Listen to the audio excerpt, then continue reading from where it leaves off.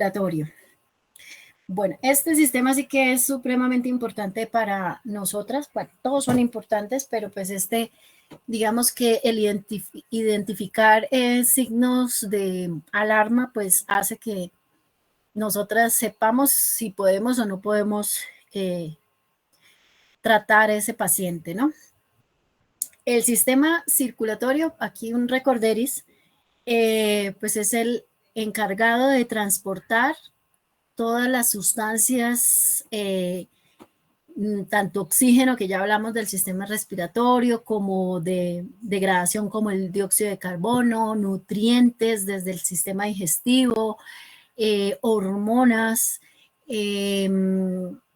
incluso sustancias de desecho, todo eso va viajando por sistema digestivo, por eso es tan importante para el funcionamiento del ser vivo. Y en el campo de la estética, pues también porque de un buen sistema circulatorio también depende buenos resultados. Tiene dos componentes, que es la parte de los vasos sanguíneos, que está conformado, como ya les había dicho, por el color rojo en los dibujos, lógicamente, que representa todo el sistema oxigenado. ¿No? El rojo quiere decir que está oxigenado, entonces son la parte de las arterias, y el color azul que representa el sistema desoxigenado o rico en dióxido de carbono, que son las venas. Y la otra parte del sistema circulatorio, pues es la bomba, que es el corazón, ¿no? El que impulsa la sangre, bien sea hacia la parte de los demás tejidos para ser oxigenados, o en el caso de las venas, manda la sangre a los pulmones para que se haga el intercambio gaseoso, ¿cierto? Que ya vimos, y de esa manera deje ese CO2 para nuevamente permitir que haya sangre oxigenada. Bueno, entonces, aquí un recorderis del corazón. El corazón tiene aurículas, que son las dos cavidades, digamos, de arriba, y los ventrículos, que son las cavidades de abajo. Pero el corazón también se divide en corazón derecho e izquierdo.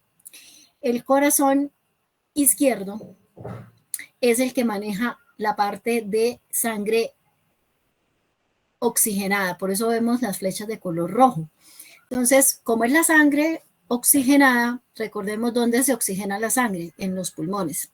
Entonces, una vez que está oxigenada, pasa por estas, que son las únicas venas que transportan sangre oxigenada, porque recordemos que las venas transportan sangre desoxigenada, pero las únicas venas del cuerpo que transportan sangre oxigenada son las venas pulmonares.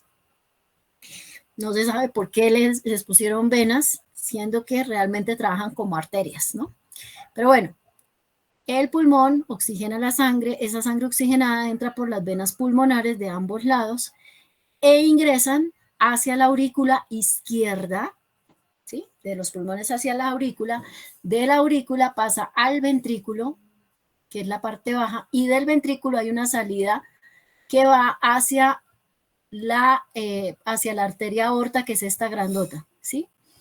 Esa arteria aorta tiene, aquí vemos tres vasos, que son los vasos que van, digamos, a llevar la sangre hacia la parte cerebral, o sea que de ahí sale la carótida, y bueno, en fin, y de aquí hacia abajo sería la aorta descendente, y esa aorta descendente es la que nos va a producir vasos que van a ir hacia los mismos pulmones, hacia los riñones, hacia el hígado, hacia las piernas, hacia el resto de los tejidos.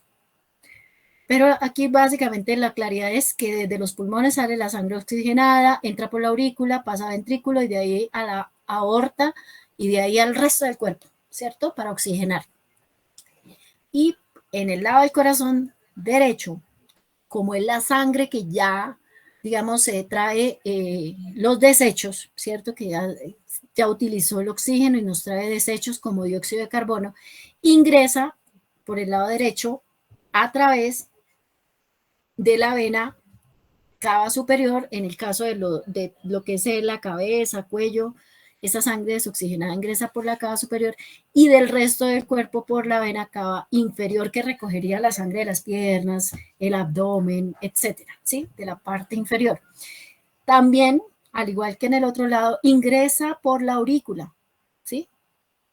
Va hacia el ventrículo, pero pues derecho, y del ventrículo se va por esta, digamos, vena, que se transforma en arterias pulmonares, que son las únicas venas que tienen nombre de arteria. Pero realmente ellas trabajan como venas que van a llevar la sangre desoxigenada hacia los pulmones para que se oxigene.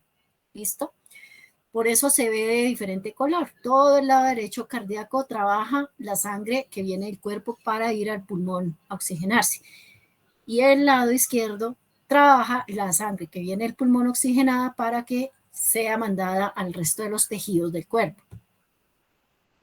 Importante esto, tensión arterial. Este es otro signo vital que tenemos que siempre tomar.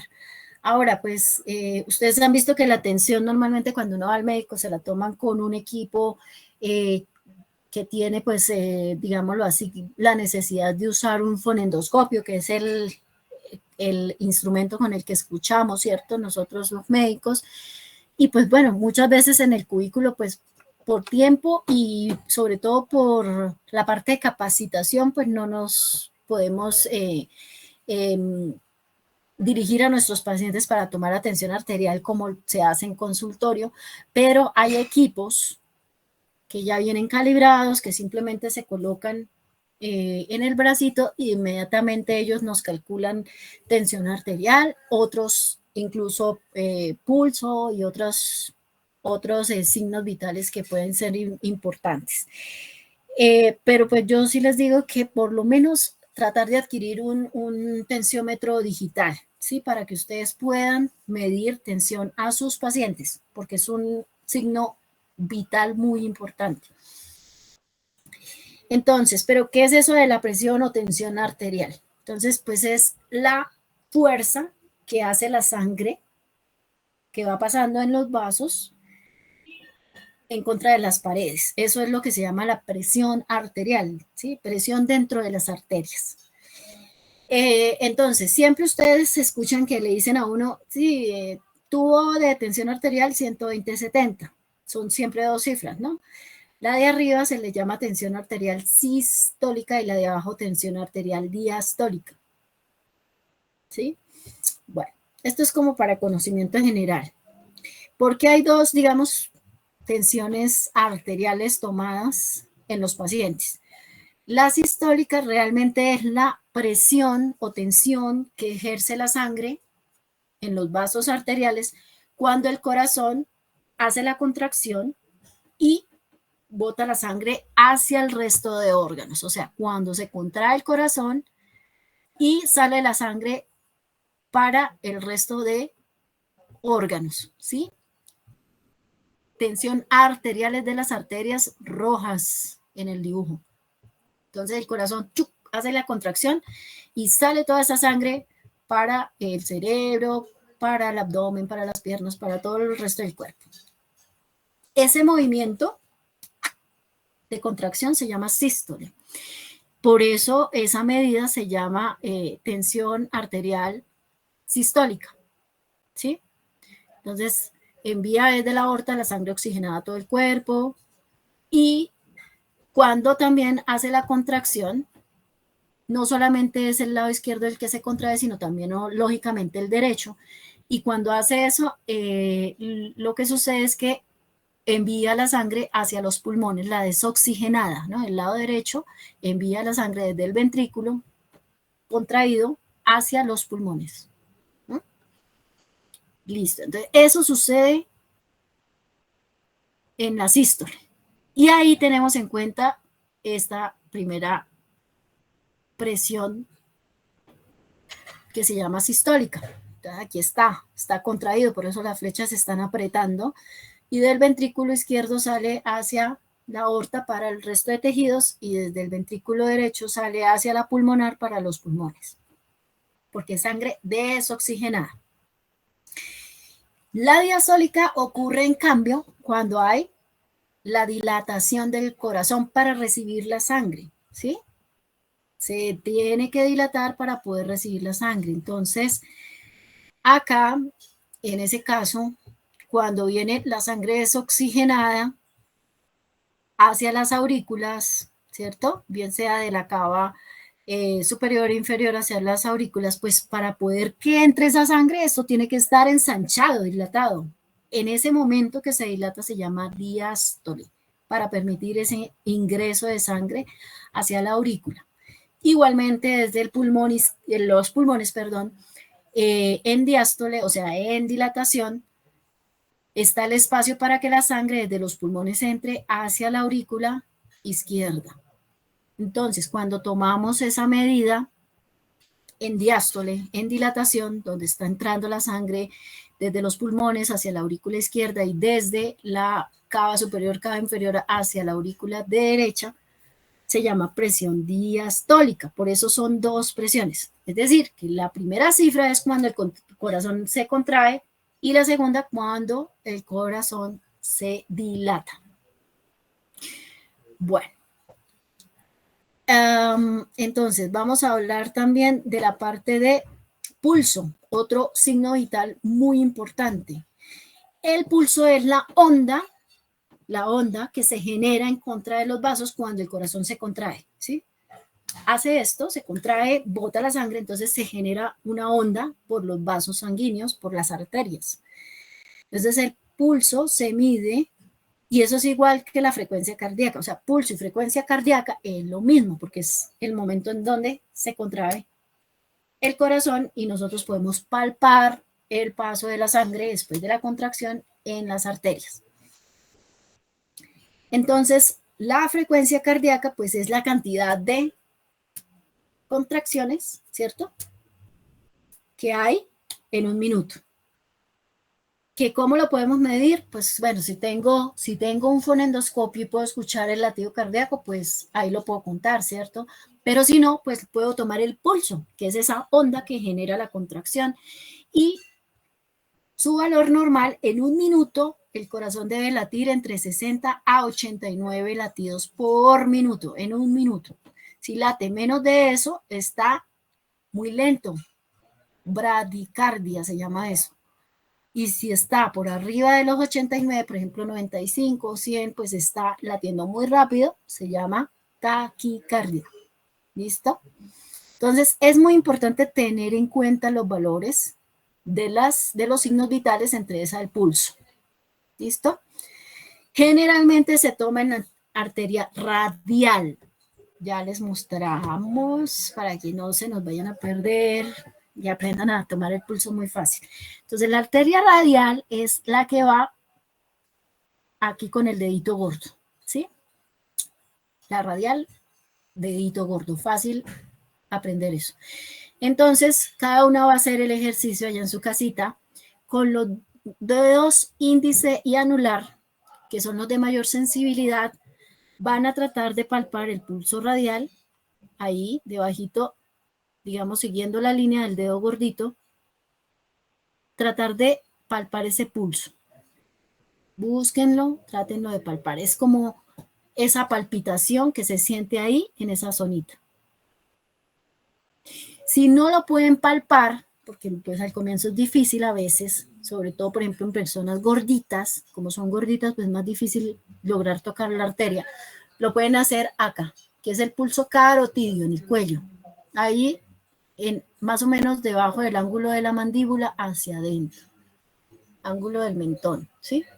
Ahí ustedes pueden palpar el pulso carotidio, ese se siente fuerte, ¿sí? Hay otras arterias tenidas en cuenta para tomar pulso, por ejemplo, la arteria femoral, que esa es como en la región de la ingle, en la región inguinal, ahí ustedes también pueden tomarlo, ese pulso es más fuerte todavía, pero pues no es el usual que uno toma, ¿sí? Hay pulso popliteo, que es detrás de la rodilla, pulso pedio, que ese es más difícil de palpar, que es en la parte arriba del talón, es mucho más complejo. En los pacientes miramos radial o carotidio si está muy gordito el paciente o de pronto no lo palpamos. Ahora, ¿cómo es el cálculo? Acuérdense de la frecuencia respiratoria, decíamos que el minuto tiene 60 segundos. Si dividimos en 4, pues nos queda 15 segundos, que sería un cuarto de minuto, ¿cierto? Entonces, en los 15 segundos, nosotros miramos cuántas veces tenemos la onda del pulso, ¿sí? Y lo multiplicamos por 4 para saber en un minuto cuánto nos da. Entonces, ejemplo, ustedes contaron 17 pulsaciones durante los 15 segundos, entonces eso lo multiplica por 4, o sea, 17 por 4, y se obtienen las pulsaciones por minuto. En este caso sería 68 pulsaciones por minuto. Importante aprender a tomar el pulso. Ya lo pueden practicar con su mami, con su esposo, bueno, con sus hijos, las que tienen hijos, en fin. Pero es importante porque esto toca tomarlo. Y ya sabemos, si está por debajo de 60, no atendemos al paciente, mándenlo a médico. Y si está por arriba de 90, tampoco, porque puede estar con un proceso viral, bacteriano, que está incrementando la frecuencia cardíaca, o alguna enfermedad más complicada. Entonces no se atiende, porque si lo atiendo, puede sufrir un colapso ahí durante el tiempo que estemos trabajando. Listo, no sé si se quedó claro cómo se toma pulso, cómo se mide el pulso o frecuencia cardíaca. Listo. Bueno, ahora vamos a empezar con las enfermedades. Hipertensión arterial es la primera que vamos a ver, o sea que se sube la tensión de las arterias o la presión de las arterias. Entonces es una enfermedad que genera esa fuerza demasiado grande en contra de las paredes de las arterias. Y si hay esa fuerza elevada, pues a largo plazo hace que se dañen los vasos, no solamente, digamos, generales, sino de los órganos, en especial como el riñón, el cerebro, la retina, ¿sí? Y órganos importantísimos en circulación. Generalmente se define como hipertensión una tensión arterial superior a esta cifra, 140/90.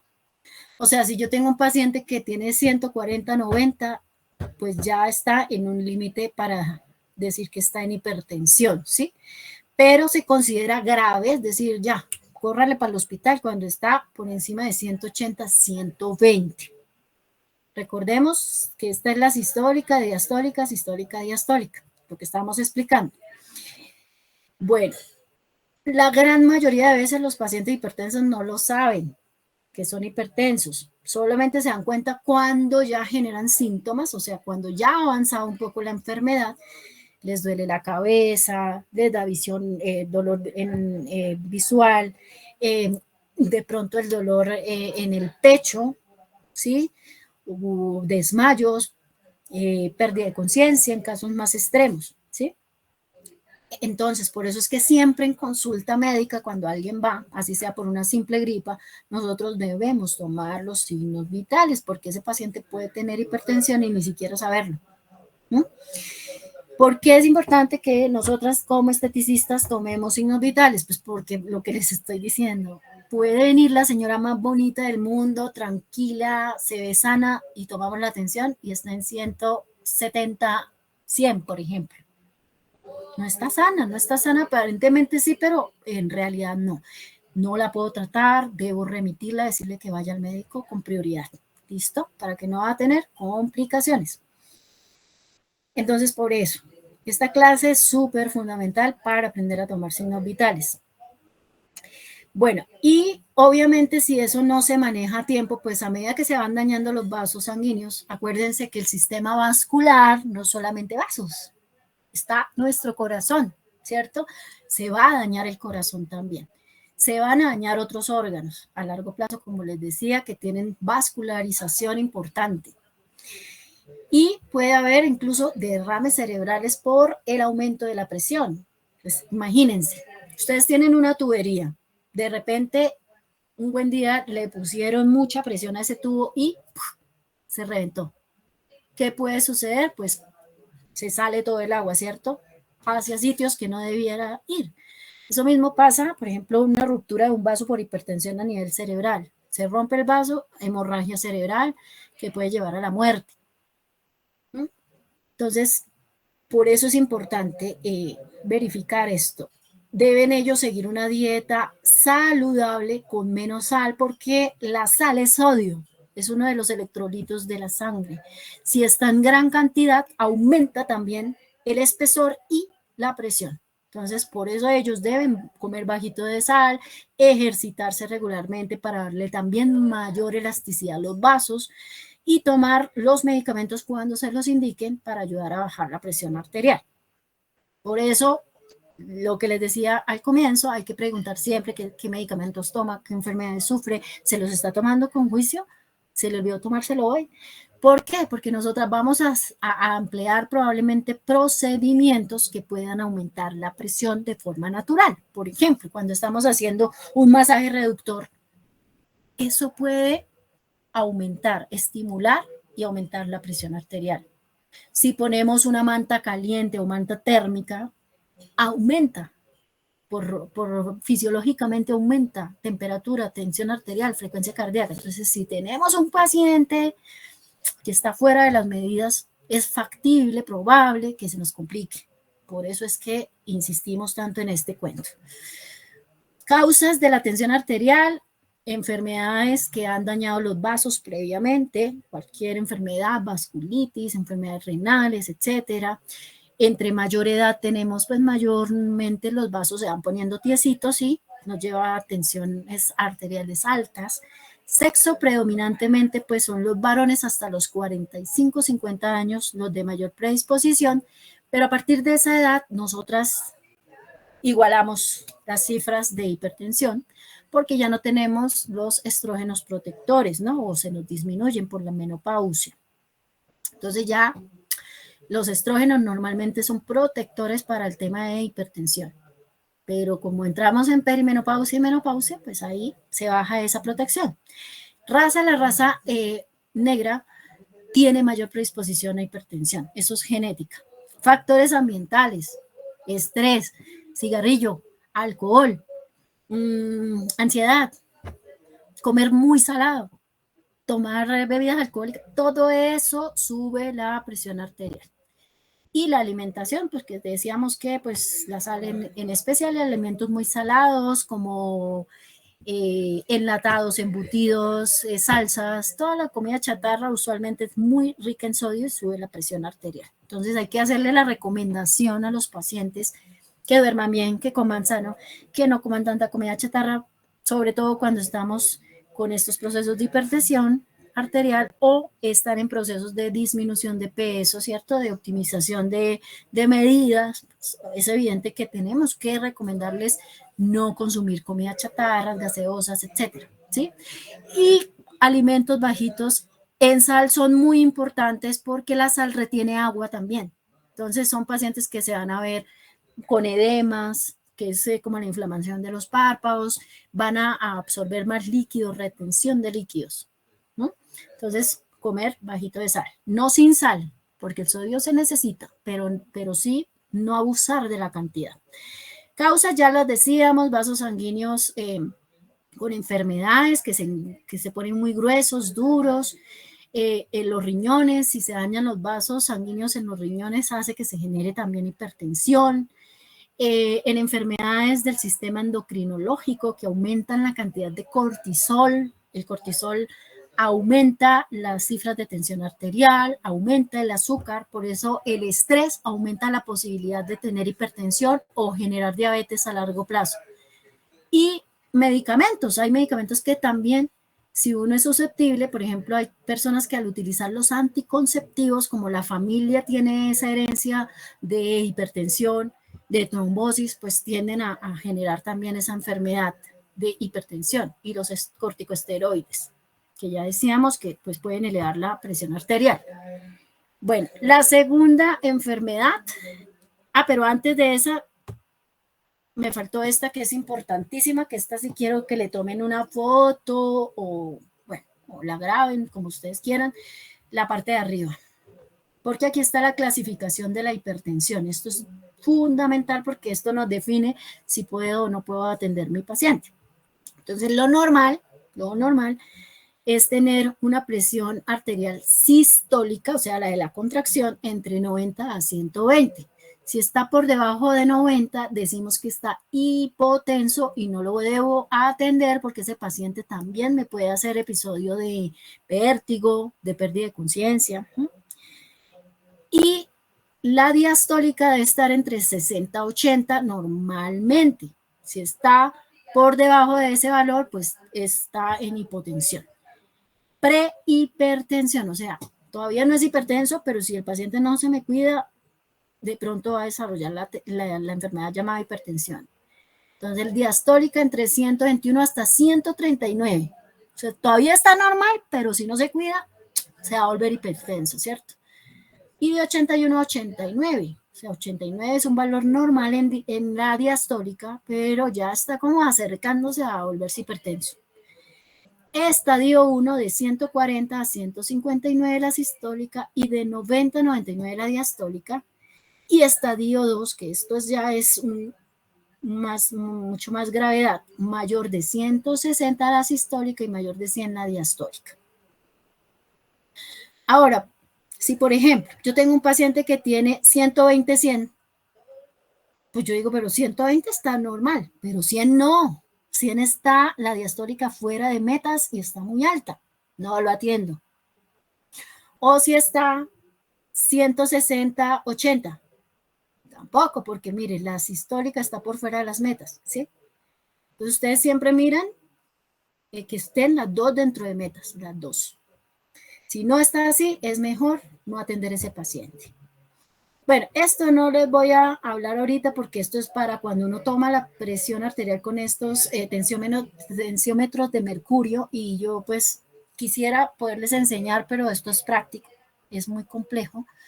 Entonces, yo lo que les puedo recomendar son equipos digitales que simplemente se colocan rodando la muñeca del paciente y ahí nos da la presión arterial de manera instantánea.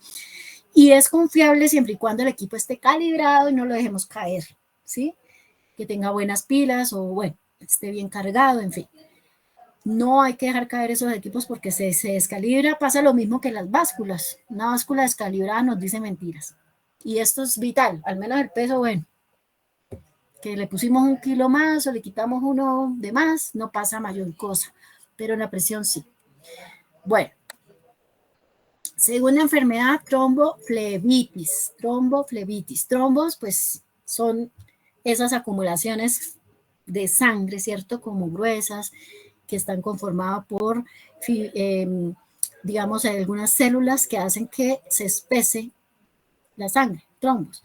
Y flebitis, flebos de venas. Entonces, los trombos en las venas se presentan en pacientes que tienen el antecedente genético, la familia ha sufrido siempre de las venas o ha tenido una injuria. Injuria quiere decir un daño, un golpe, un trauma que generó daño en el tejido interno de la vena, que se llama endotelio, ¿sí? También enfermedades que aumenten la coagulabilidad. Eso significa pacientes que por algún motivo su sangre se torna muy espesa y tienden a formar más fácilmente esas bolitas de sangre llamadas trombos, ¿sí?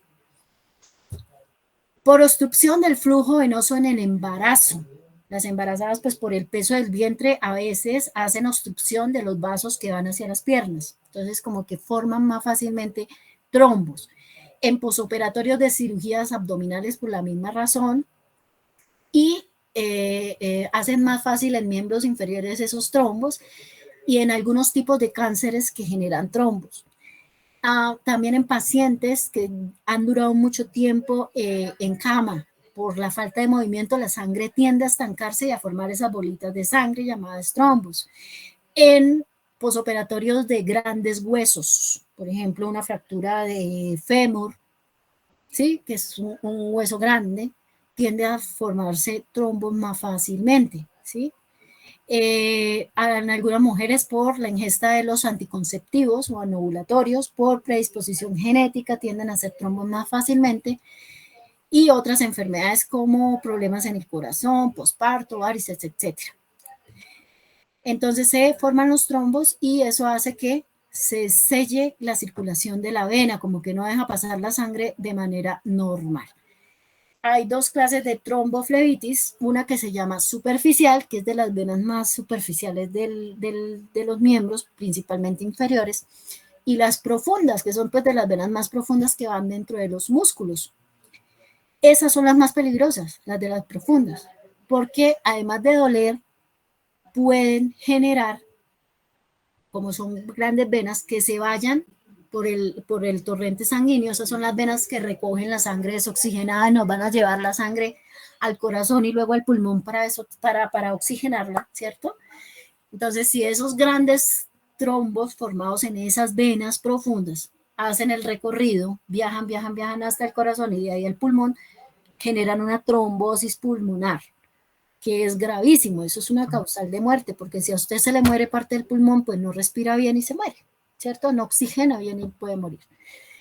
Entonces son las más difíciles de sospechar porque no comienzan con tanto dolor como de pronto las superficiales, sino más con la tos y la dificultad respiratoria súbita del paciente. Entonces, generalmente en las superficiales hay dolor en el área afectada, se puede como incrementar el perímetro de la extremidad, o sea que se vuelve como más gorda porque pues está inflamada.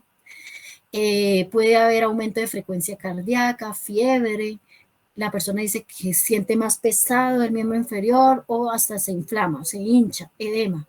Hay un signo que se llama signo de Homans, tampoco me interesa que se lo aprendan, pero los traigo ahí como para que ustedes lo conozcan, que es el miembro inferior, o sea, en la pierna, en pantorrilla, cuando hay trombos, uno le manda a hacer una flexión del pie al paciente, es decir, que la punta del pie vaya como hacia mí, ¿sí? Eso se llama flexionar.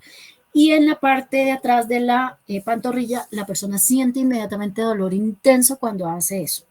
La punta del pie dirigida hacia la cabeza de la persona, flexión, ahí genera un dolor intenso. Esto es un Homans positivo. También si hay disminución de pulsos, pero como les decía, ahí es más difícil palparlos en la pantorrilla o en el pulso pedio, es más difícil, pero sí el color morado, azuloso que habíamos hablado en EPOC, se empieza a presentar en ese miembro inferior que está comprometido por falta de oxígeno. Y lo más grave es que puede terminar en un tromboembolismo pulmonar. Esta es una superficial, la persona empieza a ver un color rojizo, se inflamó, se aumentó el diámetro de la extremidad, la siente pesada, el dolor es insoportable, casi que ella de por sí va para urgencias porque siente ese dolor intenso. El tratamiento, hay que poner unos medicamentos fibrinolíticos, se llama, que deshacen pues precisamente la fibrina que contiene el trombo para que empiece a circular normal, o sea, destapar. En otros casos, por ejemplo, en las trombosis venosas profundas, como ya son unos trombos más grandes, de las venas grandes, ¿cierto? Y que puede viajar hasta el pulmón obstruyendo parte de la circulación pulmonar y haciendo morir parte del pulmón, que es lo que se llama trombosis venosa profunda. Además de los fibrinolíticos, hay que colocar a veces mallas, un material que no permite que nuevamente, de pronto, si se forman trombos, se vayan para allá. Hay varias formas del manejo, pero bueno, lo importante es que antes que pase esto y se muera parte del pulmón, lograr que el paciente vaya al médico para poderlo manejar a tiempo. Y tenemos la enfermedad varicosa, que es lo que llamamos varices, ¿sí? Usualmente, o sea, hay varices en todo el cuerpo, se pueden formar, pero donde más uno los ve es en los miembros inferiores. Pero también hay varices, por ejemplo, a nivel del abdomen, en algunas enfermedades que hacen que la circulación se dilate afuera, por ejemplo, la cirrosis, varices a nivel genital, principalmente en mujeres, por los partos, ¿sí? Pero digamos que las típicas que nosotros vamos a ver es esto, las varices en las venas. ¿Por qué sucede eso? Resulta y pasa que cuando, o sea, para que una pierna, o más bien la circulación de una pierna en este caso, o de una vena sea normal, las venas tienen unas compuertas. Acuérdense que las venas son las que traen y recogen la sangre desoxigenada de todos los órganos y tienen que llevarla hasta el corazón derecho para luego ir al pulmón para que se oxigene, ¿cierto? Entonces, imagínense, desde los pies tiene que recoger la sangre, chun, chun, chun, las piernas, abdomen, para llevarlo hasta corazón. Es decir, que las venas trabajan en contra de la gravedad, ¿sí? Y si tienen que trabajar en contra de la gravedad, tienen que tener ayuda, porque si no se devolvería, ¿cierto? Para abajo la sangre. Entonces tienen unas compuertas, las venas tienen unas compuertas que se cierran para que no se devuelva con facilidad esa sangre y vayan hacia el corazón y luego al pulmón. Pero a veces por herencia, por medicamentos, por sobrepeso, por falta de actividad física, por actividades físicas que generan mayor presión en las piernas, como estar de pie todo el día, pues esas compuertas se van dañando y permiten que haya reflujo, o sea, que se devuelva parte de esa sangre, aumentando la presión y generando primero las telangiectasias, que son esos vasitos chiquitos que hemos conocido en otras enfermedades también, y luego sí, esas venas tortuosas, grandes, feas, que se ven ya muy evidentes en las mujeres y en los hombres, porque es una enfermedad que puede darle a cualquier persona, pero principalmente en piernas. El tratamiento, entonces, inicialmente es médico. Nosotros podemos dar unos medicamentos que ayuden a mantener mejor la circulación,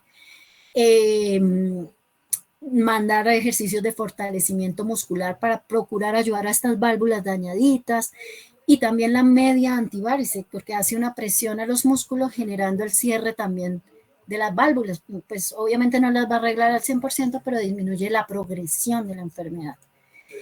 Y quirúrgico cuando definitivamente no hay nada que hacer, ya empezó a dañar la piel, a salir úlceras, llagas, en fin, pues hay que hacer operación, pero hay que dejarle claro al paciente cuando se hace eso que debe cuidarse muchísimo porque usted sigue teniendo otras venas, ¿sí? Y esas también les puede pasar esto mismo. Entonces tiene que cuidarse o si no vuelve a aparecer el tema.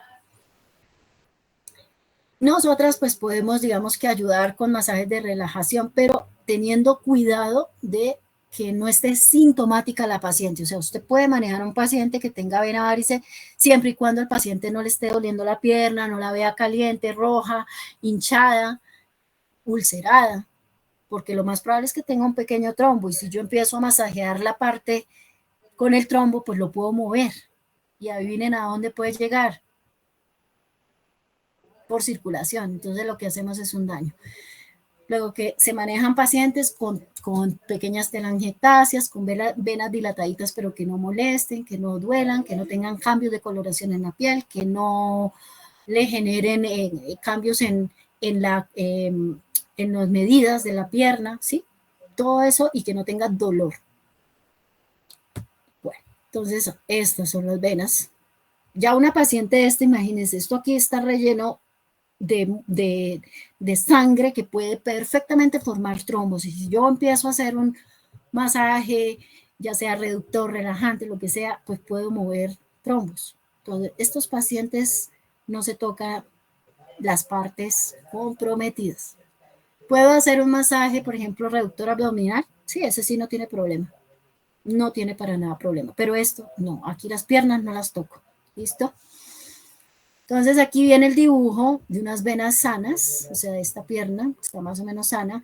Acá están las válvulas funcionando y llevan la sangre desoxigenada hacia el corazón y luego al pulmón.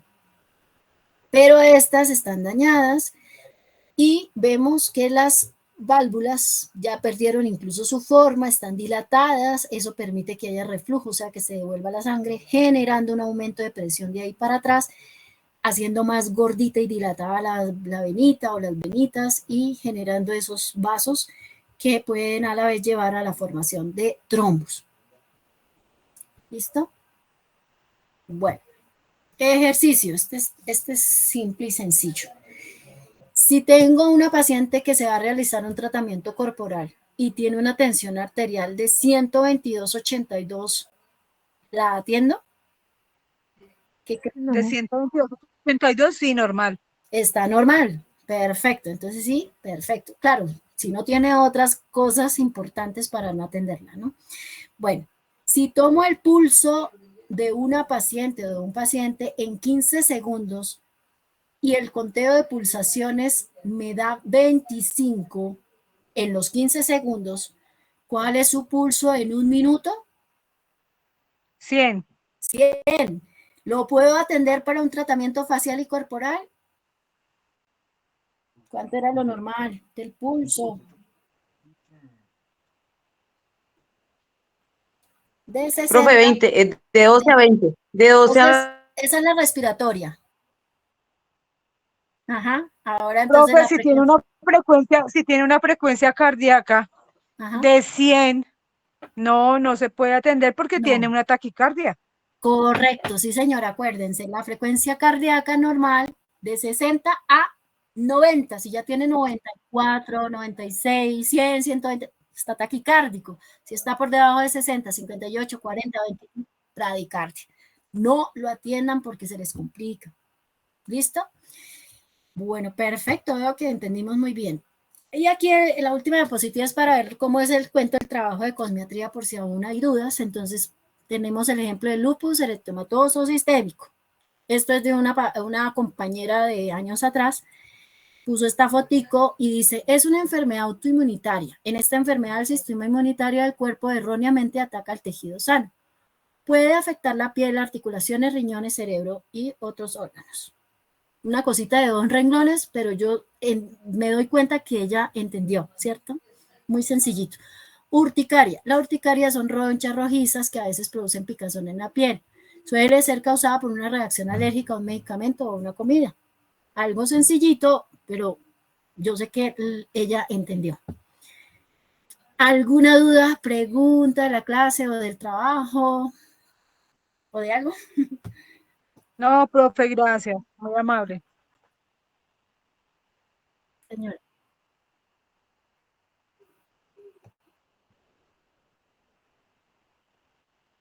Sí, señora. Sí, yo ya les envío como todas las noches el listado desde la clase 1 hasta la de hoy, que sería la clase 5.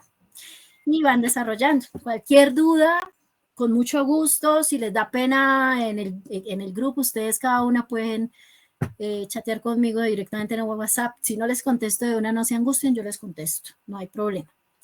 Gracias, ¿Listo? profe. Feliz noche. Bueno, igualmente. Entonces, Gracias, chicas, profe. nos vemos Gracias. el lunes. Gracias, Bueno, profe. Buenas noches. Gracias, profe. igualmente. Feliz noche. Gracias a ustedes, que descansen. Dios las bendiga, que estén muy bien. Gracias. Gracias, profe. Chao. Chao, que estén muy bien.